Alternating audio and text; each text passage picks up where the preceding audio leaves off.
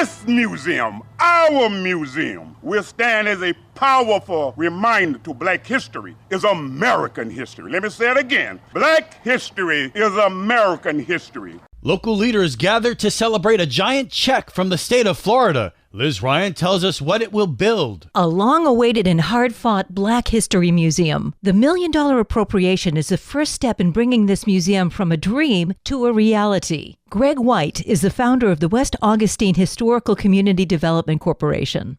We are taking the first step in creating a place that will not only honor the past, but also shape our future. Commissioner Sarah Arnold was on hand for Friday's celebration. This is only possible because of all of us. This was a team effort, a community effort, a regional effort. Today is for everyone. This museum is for everyone. State Representative Kean Michael gave a joyous speech.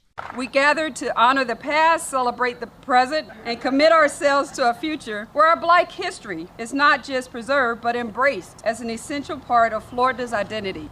He had to overcome many hurdles, but State Senator Tom Lee kept fighting for the funding for the museum. And at the end of the day, I'll tell you, everybody came together and decided that we're going to move forward because I firmly believe that you cannot tell the history of Florida without also telling the history of Black Floridians. Walter Wetherington, chairman of the Florida Memorial University Board of Trustees, spoke of the significance of the location of the museum. It is a place where history and hope come together. It's historic ground.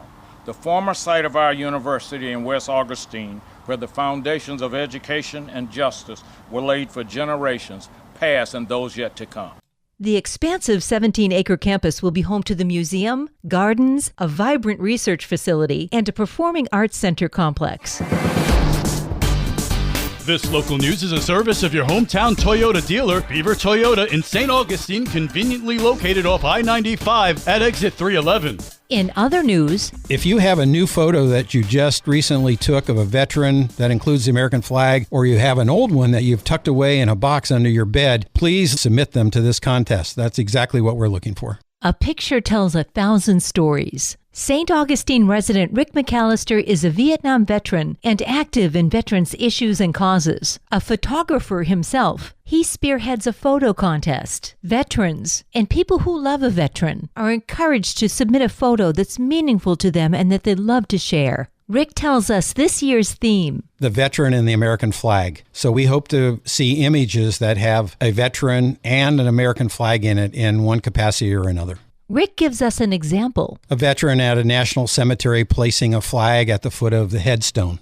The best images will be put on display for all to see and admire. At the end of the judging period, the images that are selected as the top images will go on display in the St. Johns County Health and Human Services building and become a part of the Art and Public Places program sponsored by the St. Johns Cultural Council.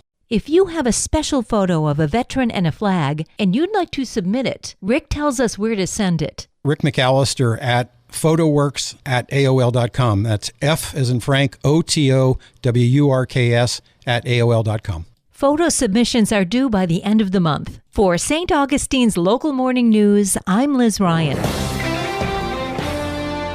Florida's freshwater springs could soon see new protections under a proposal from Congressman Randy Fine. Fine has introduced legislation directing the National Park Service to study whether Florida springs should be added as a unit of the federal system. The move could bring more resources that protect fragile waterways that face threats from pollution, overpumping, and algae growth. I have a bill to do is to study how to turn Florida springs into a unit of the National Park Service. And as part of that study, the National Park Service would determine what federal lands might be good additions to that park. The measure specifically highlights the springs, but leaves open the possibility that areas of the Ocala National Forest could be included. The focus is the springs, not the forest. And so when they come up with that plan, parts of Ocala National Forest might be recommended, all of it or none of it. But the purpose is Florida's springs, to protect them. And the reason is they are as unique a natural treasure as anything else in the United States. If the study is approved, the National Park Service would report back with recommendations to Congress